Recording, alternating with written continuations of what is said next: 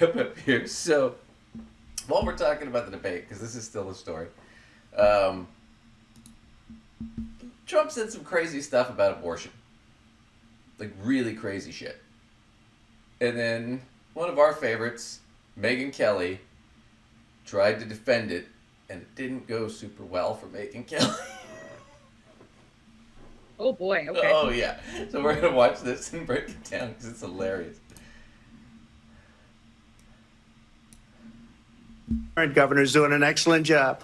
But the governor before, he said the baby will be born and we will decide what to do with the baby. In other words, we'll execute the baby. And that's why I did that, because that predominates, because they're radical. The Democrats are radical in that. And her vice presidential pick, which I think was a horrible pick, by the way, for our country, because he is really out of it. But her vice presidential pick says abortion in the 9th month is absolutely fine. He also says execution after birth. It's execution, no longer abortion, because the baby is. Okay, so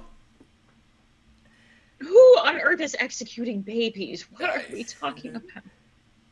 I actually looked this up because I was curious. Where does this shit come from? Because it's got to come from somewhere. And the thing about it It's a is, super weird thing to make up, but it's a equally super weird thing for anyone to actually say. So, what'd you get? well, there's two things to this. One, this is how it works in states where abortion's legal, and this is how it worked under Roe. There's a determinate point of viability. I think in Roe it was 26 weeks. Okay? So in the first 26 weeks, it's not, the fetus isn't viable. It cannot survive without the mother. Or the pregnant person, whatever you want to call it, right? It'll die. So an abortion is essentially you're letting it die. Right? You're not obligated to do that. If a house is on fire, I am not obligated to run in and save anybody. So, one could think about it like the woman chooses not to be an incubator and host That's it. said thing, and it cannot sustain life without being incubated. So, that rental contract has been terminated. Well, it's more of it's a question of freedom in this whole issue, and that's what it was. Why it's a civil right, and it was deemed a civil right under Roe, which is this: if a woman gets pregnant, now maybe she did consent to the sex. Let's say she did. Okay. She did not consent to get pregnant, and we can't determine whether or not they use contraceptives, because that's crazy. How would you do that? Right? It's insane. Everybody's got to film it so we can show it in court later on? No. I know, it's insane. So you got to give the benefit of the doubt here. So with all that being said, she's pregnant. She didn't consent to the pregnancy. Now she has the choice to whether or not she wants to continue being pregnant, because this is going to alter her body. 1 in 4 pregnancies end in miscarriage. Women get severe medical problems from carrying a child. It alters their body permanently. Right. Not to use super cold terms, but she's making a choice. She may have made the choice, and in this case, we're assuming she made the choice to have sex. Now she's making a choice of whether to be an incubator for something for a duration of time. Right. But when it comes down to the legal question of this, it's even more simple, which is this: does the government have the right to force her to carry this other person? And if that's the case, then let's say she has a heart problem. Does the government then have the right to force the father to give up one of his organs to save her and the child? Well, no. To both those questions, the answer was no. You can't be forced to take care of another person in that heightened sense. Right? She has that option. Now, once the child's born, you are forced, because you're responsible for this person unless you give them up for adoption. Right? But you still have that option. Right? So it's just one of those things where it's like, that's just the way it goes. But the idea is, should the government have the right to force somebody to carry somebody else or be obligated to somebody else? Because if you move it to that point, it gets to a weirder point where, well, if that's the case, then if I see a guy who's about to jump off a bridge, am I forced to risk my life to save him? Logically, you would think I would, by that standard, right? If preserving life is the highest standard. Right. Now, I can choose to or not choose to, but does the government have the right to jail me if I don't make the choice they want? That's the question. Right? So that's the deal. You can argue moral or immoral, it doesn't matter. On a legal point, should the government have the right to intervene and threaten them with incarceration? That was the whole question under Roe. They make this way too complicated about, is it a life, is it not a life? It's really not relevant to the question. The question is what point does the government have to intervene? Now, his whole bullshit about his viable children, because once they're viable, they can live outside the womb, right? Well, so now, if I kill this thing, it's murder. Because now it's a viable person. It's not dependent on the mother. So what he's talking about is homicide. Or infanticide, whatever you want to call it. It's homicide. Which is a crime in every state. You cannot murder a person. Right? So one was, you can't require her to carry the person and risk her body or life. And then once it's viable, well, it's too late. It's a person now, under that heightened circumstance, because it can survive without, right, the mother. So that was stupid. But this is what he's talking about. This is where they get this all mixed up. And it's even darker and more fucked up.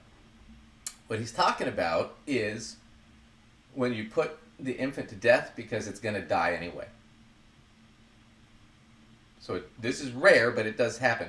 The child's born, it's got some serious malady, and it's going to die soon. Maybe a couple hours, maybe a month, whatever it is. And then the question is, and this is always left to the parents, do we want to keep it alive and let it suffer, or do you just want to put it out of its misery? And the parents have to make that choice. It's basically the same question of, do we keep the person on life support or not? That usually gets left to a separate person. You know, family member, whatever, right? You know, husband, wife, whatever. That's what he's talking about. He's talking about something much darker. But the fact of the matter is by that argument, what he's saying is, you have a child, it's gonna die soon. This happens. It's not super common these days, but it does happen. And it's in suffering, and it's in a lot of pain. He's saying you should make it suffer and continue to suffer for as long as possible, as opposed to just allowing the parents to let it die, or having the doctors put it to death. You know,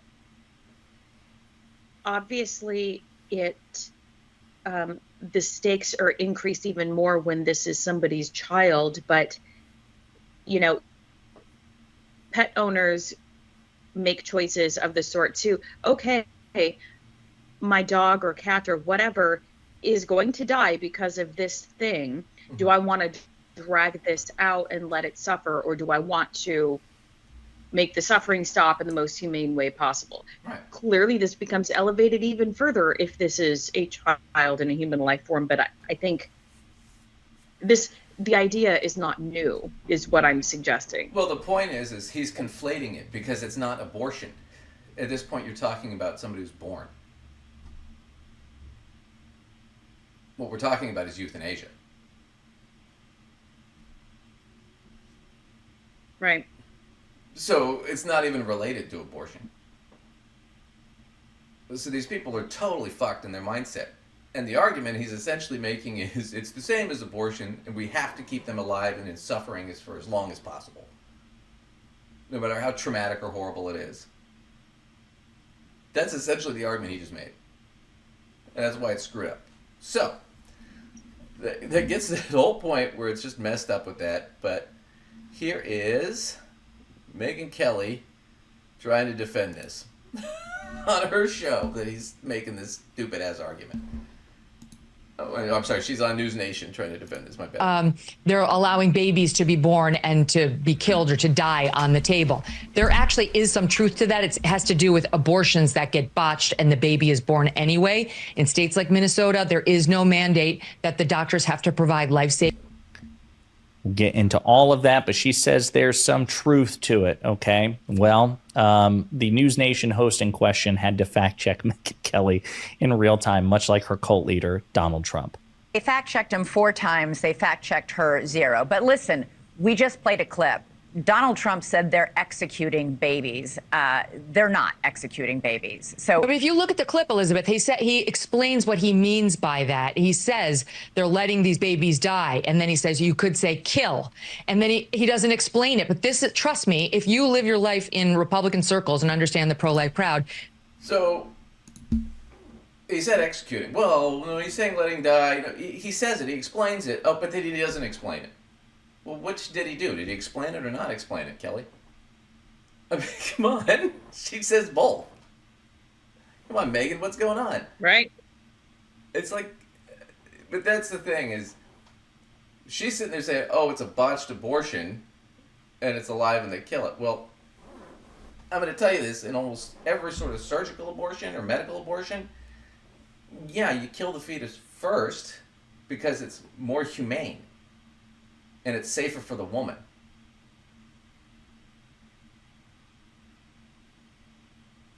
If you just want to rip it out and let it die, well, it's less safe, and it's a lot more inhumane.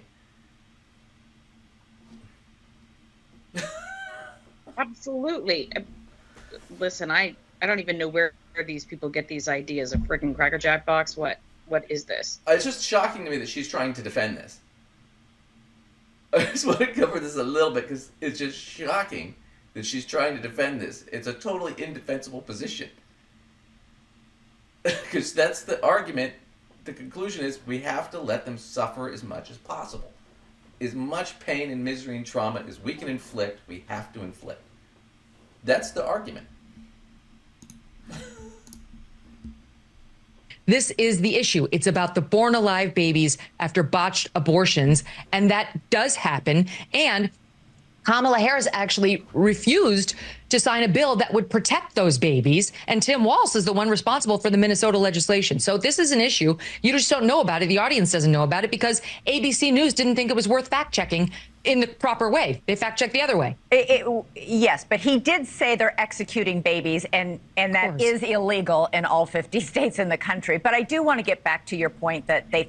So she had to fact check her and fix that.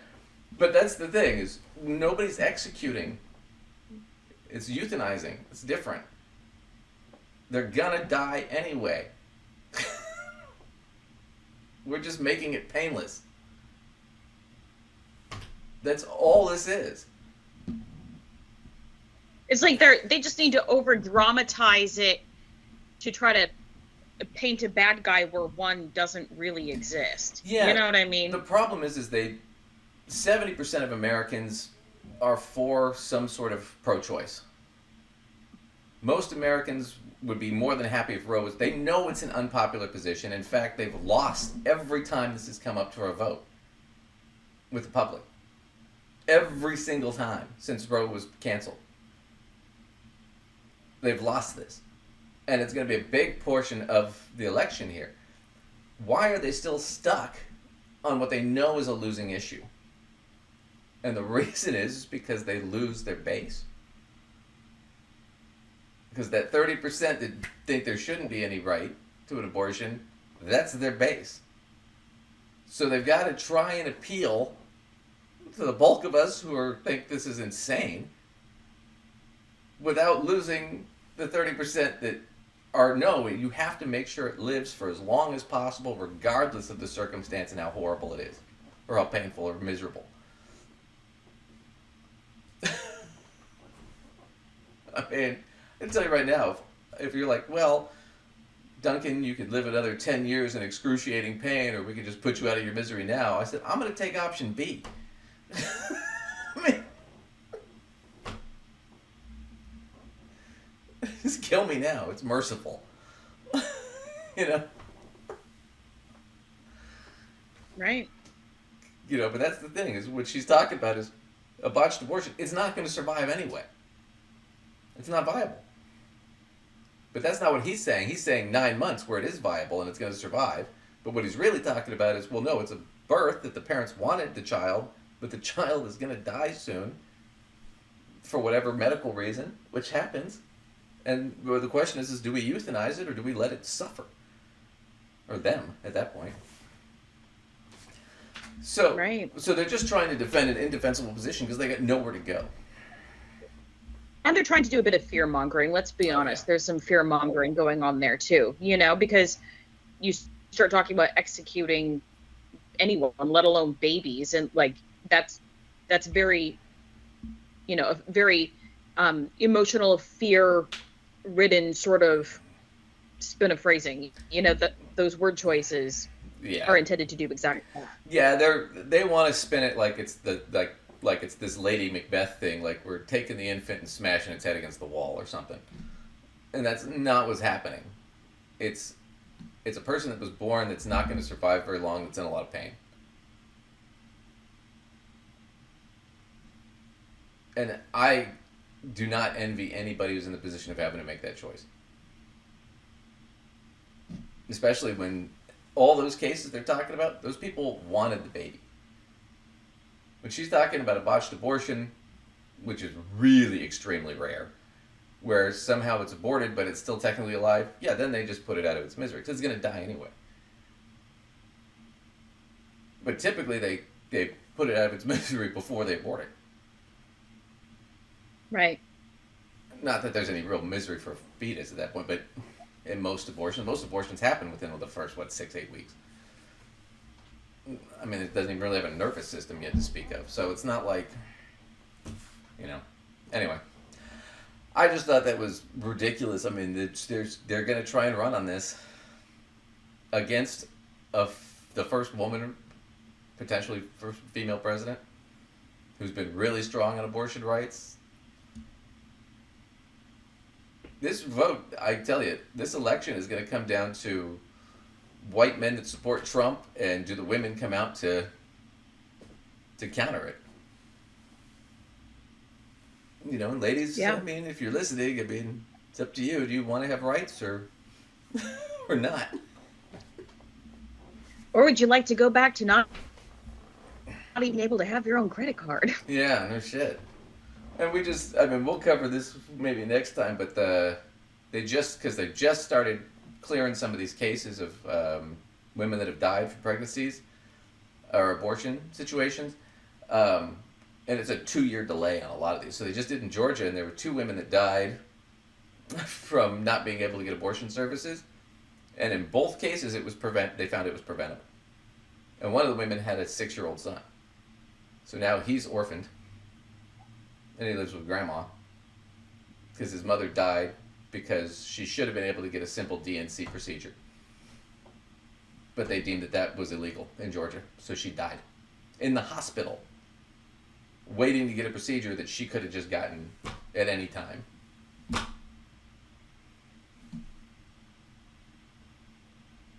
This is what it was like. People forget, this is what it was like before Roe. That's why Roe was such a big case. Women were dying all the time from pregnancy. And people always forget this shit, and I always have to remind them. Like, half of all human deaths in history are pregnancy related. It's dangerous to carry and give birth to a child.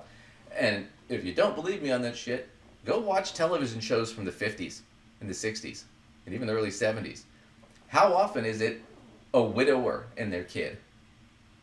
Because the wife died in childbirth. The Andy Griffith Show, the Brady Bunch, his first wife died, he was a widower.